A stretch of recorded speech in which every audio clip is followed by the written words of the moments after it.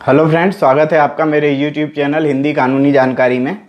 आज हम बात करेंगे मिताक्षरा, दाय भाग और सहदाय की। यानी मिताक्षरा क्या है, दाय भाग क्या है और सहदाय की क्या है। वैसे ये ऐसी पद्धतियां हैं जो विधि के अनुरूप काम करती हैं। इसको हम समझ लेते हैं कि मिताक्षरा विधि क्या है, दाय भाग विधि क्या है और सहदायिकी क्या है। सहदायिकी को समझने से पहले हम ये समझ लें कि मिताक्षरा और दाय भाग क्या होता है। ये दो प्रकार के कानून हैं जो अलग अलग स्थानों पर प्रचलित हैं। यहां पर हम देखें दाय भाग की यदि हम बात करें तो दाय भाग जो है बंगाल और आसाम, इन दो जगहों पर प्रचलित है, जबकि मिताक्षरा विधि जो है वो भारत के अन्य सभी प्रांतों में प्रचलित है। हम यहां पर बात करते हैं कि मिताक्षरा विधि में और दाय भाग विधि में अंतर क्या है।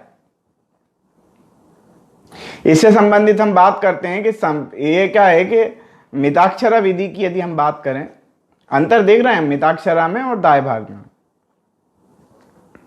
मिताक्षरा में जो है संपत्ति का न्यागमन जो है उत्तरजीविता तथा उत्तराधिकार के आधार पर होता है। अब ये उत्तरजीविता क्या है और उत्तराधिकार क्या है। उत्तरजीविता यानी कि जो व्यक्ति है जिसके नाम पर संपत्ति है, उस संपत्ति में, यानी कि जैसे कोई पैतृक संपत्ति होती है, हम बोलते हैं ना जन्म से ही अधिकार होता है, तो जन्म से ही अधिकार है का मतलब ये है कि सामने वाले के पास यदि कोई प्रॉपर्टी है, उसमें यदि किसी व्यक्ति का जन्म से अधिकार है, मतलब कि उसके जिंदा रहते ही अधिकार है उसका, जिसको बोलते हैं उत्तरजीविता। मतलब जिंदा रहने पर ही कोई अधिकार उत्पन्न हो जाना किसी की प्रॉपर्टी में, उसको बोलते हैं उत्तरजीविता। और संपत्ति में अधिकार मृत्यु के उपरांत उत्पन्न होना, उसको बोलते हैं उत्तराधिकार। मिताक्षरा विधि में उत्तराधिकार से भी जो है संपत्ति का न्यागमन होता है और उत्तरजीविता के आधार पर भी संपत्ति का न्यागमन होता है। जबकि दाय भाग पद्धति में उत्तराधिकार से ही संपत्ति का न्यागमन होता है, उत्तरजीविता का वहां पर कोई स्थान नहीं है। अब हम बात करते हैं मिताक्षरा विधि में जो है संपत्ति में जन्म से अधिकार होने की स्थिति भी आती है, जबकि दाय भाग पद्धति में जो संपत्ति का स्वामी है उसके मृत्यु उपरांत ही संपत्ति में जो है सत्व उत्पन्न होते हैं। अच्छा, मिताक्षरा में एक और अंतर क्या है वो हम देखते हैं कि मिताक्षरा में जो बंटवारा है पिता, पुत्र और पौत्र के बीच, उनके जीवन काल में ही बंटवारा हो सकता है और हो जाता है, जबकि दाय भाग में मृत्यु के उपरांत ही ऐसा होता है। प्रॉपर्टी उसी की मानी जाती है जिसके कब्जे में प्रॉपर्टी होती है। दाय भाग में कब्जे में जिसके प्रॉपर्टी है, प्रॉपर्टी उसी की मानी जाती है। इस प्रकार से हमने यहां पर देखा, वो ही जो है वो सब चीजें करता रहता है। अच्छा, इसके अलावा हम और क्या है, पैतृक संपत्ति का व्ययन नहीं कर सकता कोई भी व्यक्ति। कहने का मतलब कि यदि कोई पैतृक संपत्ति है, मिताक्षरा विधि की बात कर रहे हैं, मिताक्षरा विधि में यदि कोई पैतृक संपत्ति है तो उसे कोई दूसरा व्यक्ति नहीं बेच सकता जब तक कि वो उसका बंटवारा ना करा ले। जबकि दाय भाग पद्धति में क्या है, दाय भाग पद्धति में जो है उसको वो बेच सकता है। इसके अलावा में और क्या है, और अपन देखते हैं मिताक्षरा विधि में क्या है कि जो संपत्ति का जो सत्व है, उत्तराधिकार जो उत्पन्न होता है, वो रक्त संबंधों के आधार पर होता है। जबकि दाय भाग पद्धति में दाय भाग पद्धति में जो है इसका जो आधार है, संपत्ति के उत्तराधिकार का जो आधार है वो पारलौकिक माना गया है, यानी कि पिंडदान करने का अधिकार जिसका है संपत्ति उसी को मिलती है। और भी हम देख लेते हैं, पिता पुत्र संपत्ति का बंटवारा आपस में करा सकते हैं, जबकि दाय भाग पद्धति में ऐसा नहीं है। दाय भाग पद्धति में पुत्र जो है संपत्ति का जो स्वामी है उसका जिंदा रहते रहते बंटवारा नहीं करा सकता। और हम अंतर देखते हैं मिताक्षरा विधि में। मिताक्षरा विधि और दाय भाग में एक और अंतर देखते हैं। मिताक्षरा में क्या है कि विधवा जो है पति के संपत्ति की उत्तराधिकारिणी तब होती है जब उसका पति अलग निवास करता हो, जबकि दाय भाग पद्धति में क्या है, चाहे वो अलग रहता हो चाहे वो साथ में रहता हो, वो जो है यदि शांत हो जाता है तो फिर उसमें पत्नी का अधिकार आ जाता है, वो उत्तराधिकारी हो जाती है। अच्छा, दाय भाग पद्धति में एक और चीज है, कन्या जो है यदि विधवा हो, पुत्रहीन हो तो वो उत्तराधिकारिणी नहीं होती, जबकि मिताक्षरा विधि में ऐसा नियम नहीं है।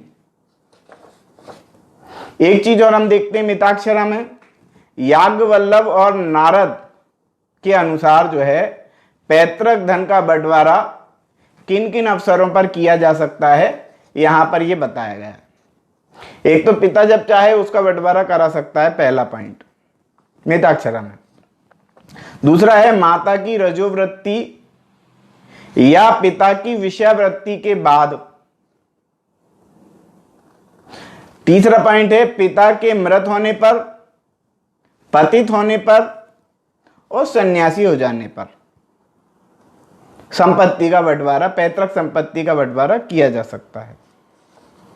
अब हमने देख लिया कि मिताक्षरा क्या है और सहदाय की, मिताक्षरा और दाय भाग ये क्या है। तो ये दोनों पद्धतियां हैं जो संपत्ति के संबंध में है। संपत्ति किस प्रकार से किस व्यक्ति को जाएगी, या इसमें दाय भाग पद्धति अलग है और मिताक्षरा पद्धति अलग है।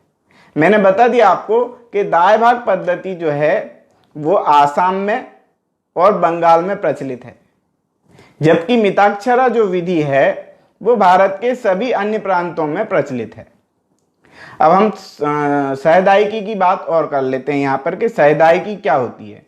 सहदायिकी को क्या बोलते हैं, अंग्रेजी में उसको बोलते हैं कोपासनरी। कोपासनरी क्या है इस संबंध में हम जान लेते हैं। सहदायिकी क्या है, देखो कुटुंब में बहुत सारे लोग होते हैं,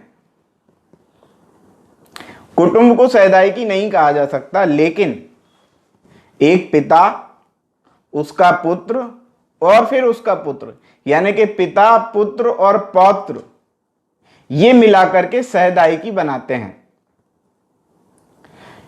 एक कुटुंब में सहदायिकी जो है संयुक्त परिवार की सबसे छोटी इकाई मानी जाती है। यहां पर हम जो है धारा 6 का उल्लेख करना भी हमको अनिवार्य है।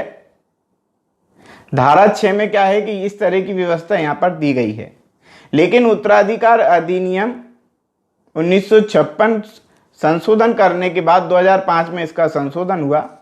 तो 2005 में संशोधन होने के पश्चात धारा 6 में पुत्री को भी जोड़ दिया गया।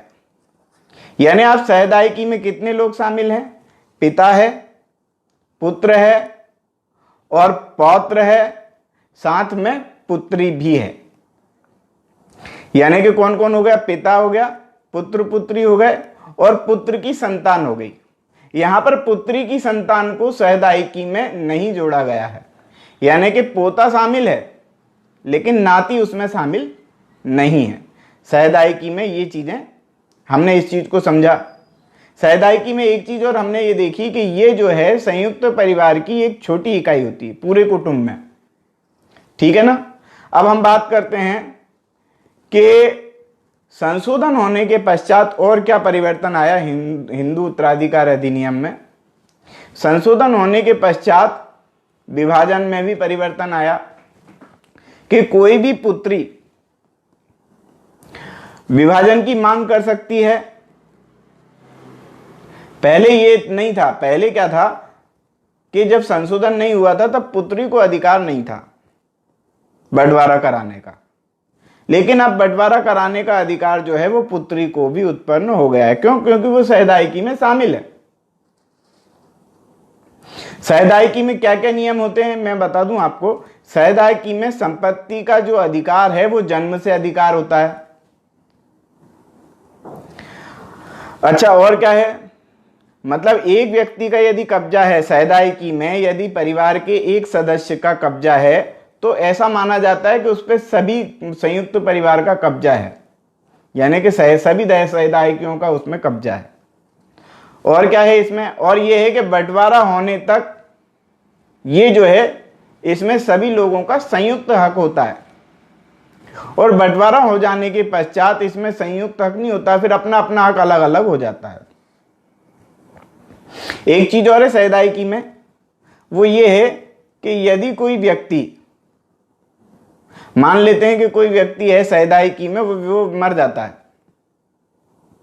तो उसके मर जाने के पश्चात यदि उसका कोई वैध प्रतिनिधि नहीं है तो उसका हिस्सा समाप्त हो जाता है। मान लेते हैं सहदायिकी में 4 लोग हैं, पिता है, 2 पुत्र हैं और 1 पुत्री है, टोटल 4 लोग हैं। अब मान लेते हैं इनमें से यदि एक पुत्र शांत हो गया, पुत्र खत्म हो गया,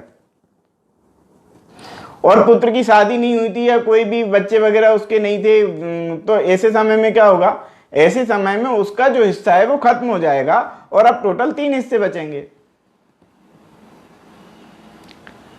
यदि उसके कोई संतान हो, उसके कोई उत्तराधिकारी हो, तो वो हिस्सा उनके उत्तराधिकारियों में चला जाएगा। इस प्रकार से हमने देखा कि सहदायिकी में यदि कोई सदस्य नहीं रहता है, कुल मिला के मर जाता है, तो ऐसी स्थिति में उसका हिस्सा खत्म हो जाता है। फिर 4 हिस्से देखे थे तो अब 3 बचते हैं। फिर यदि मान लेते हैं कि ऐसे में, मतलब और भी इसकी स्थिति देख लेते हैं कि मान लेते हैं एक आध व्यक्ति का जन्म हो जाता है सहदायिकी में, जन्म होने के साथ ही हिस्सा जो है वो घट जाता है, यानी पहले 4 हिस्से हो रहे थे ना, अब एक का और जन्म हो गया, अब उसका भी जन्म से ही अधिकार है, तो ऐसे समय में 5 हिस्से हो गए। तो यानी कि सहदायिकी संपत्ति में हिस्सों का जो बंटवारा है, जो हक है, वो घटता भी रहता है और बढ़ता भी रहता है। तो हमने यहां पर ये देखा।